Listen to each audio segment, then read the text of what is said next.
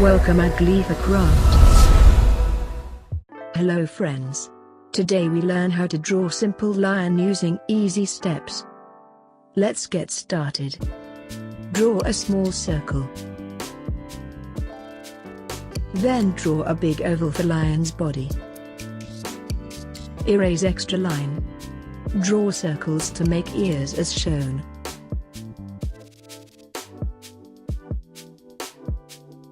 Draw 3 ovals to make mouth as shown. Draw 4 ovals to make nose. Erase extra line. Draw 2 circles to make eyes. Draw curved lines to make lion's mane as shown. Draw small lines to make whiskers. Erase extra line. Now draw 4 legs. Don't forget to make toes. Erase extra lines. Draw a tail. Color it as per your choice. Wow! Your cute lion is ready. Please like, share and subscribe our channel.